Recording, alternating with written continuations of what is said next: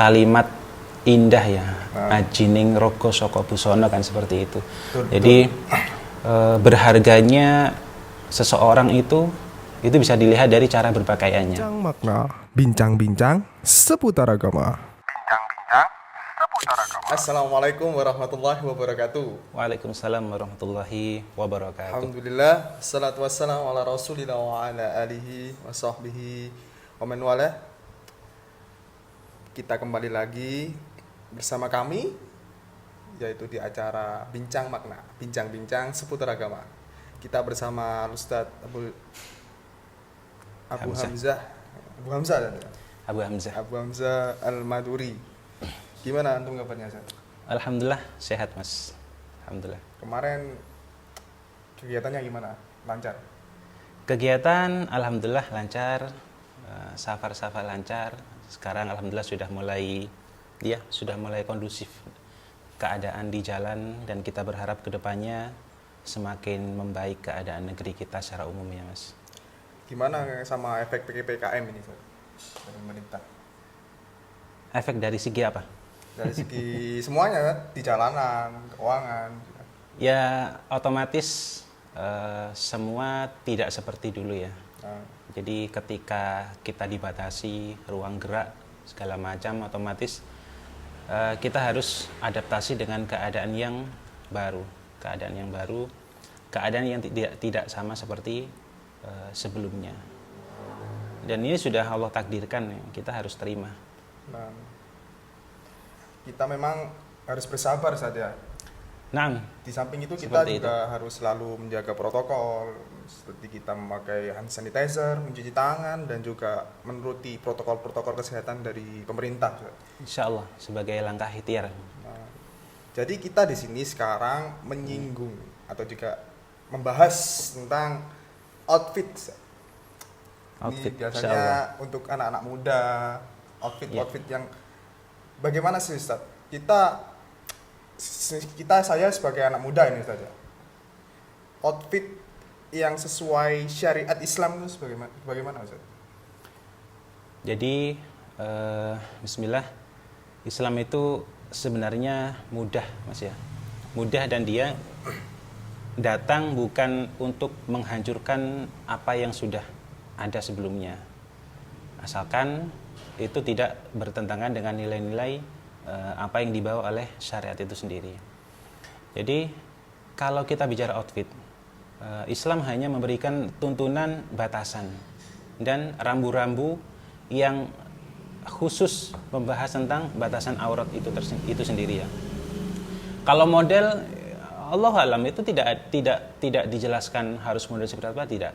Yang penting menutup aurat, tidak tasyabuh dengan orang kafir misalkan, atau tidak tasyabuh dengan orang-orang fasik, atau menjadi ciri khas, menjadi dari outfitnya orang-orang kafir atau orang munafik misalkan, atau orang-orang fasik misalkan, seperti itu. Ya secara umum seperti itu. Kalau kita bicara outfit, kita bicara pakaian, baik itu untuk seorang muslim atau muslimah, Allah tidak kamu harus pakai jubah misalkan, atau kamu harus pakai apa contohnya, kamu harus pakai kafiyah misalkan, seperti orang-orang Arab. Nggak harus seperti itu. Walaupun misalkan kita memakai jubah putih dan pakaian-pakaian yang digemari oleh Rasulullah SAW, yang kita memakainya karena atas dasar kecintaan kita kepada beliau, maka insya Allah di sana menjadi nilai pahala tersendiri insya Allah. Jadi intinya kita nggak perlu ya pakai kemana-mana pakai jubah longgar gitu saja. Tapi yang penting kita tidak membentuk aurat saja. Jadi kalau dalam orang Jawa itu kan disebutkan sebuah kalimat indah ya, ajining rogo soko busono kan, seperti itu. Jadi berharganya seseorang itu bisa dilihat dari cara berpakaiannya. Coba Mas Dika sekarang pakai jubah, pakai peci atau songkok, antum berjalan di yang mana di sana ada kerumunan para ukhti misalkan. Nah, dengan antum memakai outfit, pakai celana jeans, terus pakai kaos yang keren misalkan, Keren, Ustaz, ya. atau dan pakai Kekinian. topi yang kekinian misalkan. Kira-kira beda tidak cara jalan antum dengan pakaian jubah dengan antum jalan pakai pakaian yang kedua ini? Beda nggak kira-kira? Beda, Ustaz. Apa bedanya? Ya kalau kita pakai pakaian yang modern itu kita seakan-akan keren. Mm-mm. Jalannya beda. Ustaz. Gitu ya. Kita jalannya beda, Ustaz. Yang pasti yang berbeda adalah ketika antum memakai jubah, tidak mungkin antum lantas cewek, nggak mungkin kan? Tapi kalau antum pakai pakaian seperti ini, kemungkinan lisan itu akan ngarah ke sana, itu kemungkinan ada. Gitu, Ustaz. Coba rasakan ketika antum memakai pakaian ketakwaan ya, maksudnya pakaian ketakwaan, pakaian yang biasa dipakai oleh orang-orang soleh. Maksudnya dia tidak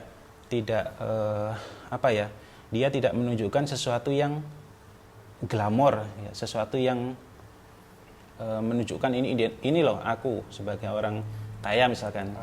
Tapi menunjukkan pakaian-pakaian yang untuk ibadah itu pasti beda.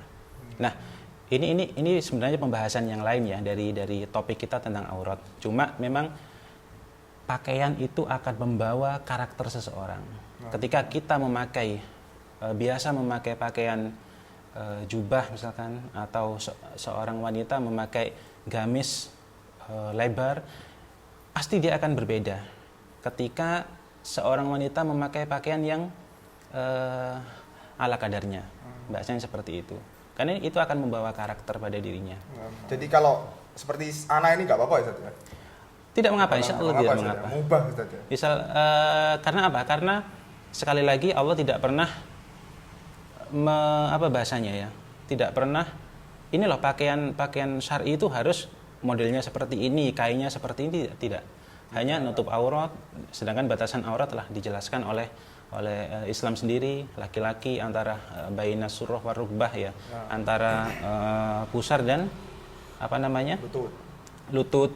Kalau perempuan seluruh tubuhnya kecuali wajah dan telapak tangan, seperti itu. Sesuatu yang sifatnya sudah umum, sudah seperti ini. Jadi begitu, dan kita menyinggung sedikit tentang outfit wanita. Siap. Jadi banyak di sana wanita-wanita yang notabene masih belum mengerti, Ustaz. Gimana sih pakaian syar'i untuk wanita itu, Ustaz? Gimana pakaian syar'i untuk wanita? Pakaian syar'i untuk wanita. Betul. Ya, baik. Sekarang kita akan berbicara tentang apa yang telah Islam gariskan ya. Kita bukan bicara tentang kebiasaannya seperti apa. Tidak. Jadi yang pertama, nutup aurat. Itu perlu. Bukan perlu, itu wajib, malahan wajib ya. Nah, sebelumnya kita harus paham pengertian aurat sendiri itu apa sih? Coba Mas Dika, apa kira-kira pengertian aurat itu sendiri? Kalau aurat ya suatu anggota badan yang memang harus ditampakkan oleh muhrimnya, yang wajibnya dia tampakkan. Ya, Kalau jadi menurut silakan teruskan. Kalau menurut saya gimana? Jadi ini tadi saya membuka sebuah website berbahasa Arab, islamway.net. Di sini ditulis aslu itlaqihi ala naqsi wal khalal. Asal kata aurat itu adalah menunjukkan sesuatu yang sifatnya kurang dan salah. Ya, kurang dan salah. Walam makana sahibun naqsi yakrahu ayyura wa yankashifa naqsahu. Jadi orang yang memiliki kekurangan itu pasti dia tidak suka kekurangannya itu ditampakkan di depan publik. Benar nggak? Bisa. Seseorang yang memiliki kekurangan entah dalam hal apapun, pasti dia tidak suka kekurangannya itu diekspos di depan publik. Pastinya. Nah, itulah aurat dari segi pengertian aurat itu sendiri. Jadi kalau kita kembalikan kepada fikih, bahwasanya aurat itu ada batasan-batasan yang boleh dilihat oleh siapa dan tidak boleh dilihat oleh siapa. Jadi kalau perempuan itu kan sudah jelas, seluruh anggota badan kecuali wajah dan telapak tangan. kecuali wajah dan telapak tangan. Ini untuk perempuan. Ya. Karena sekarang konteksnya kan kita sedang membicarakan aurat ya perempuan dan terkhusus perempuan muslimah. Artinya apa?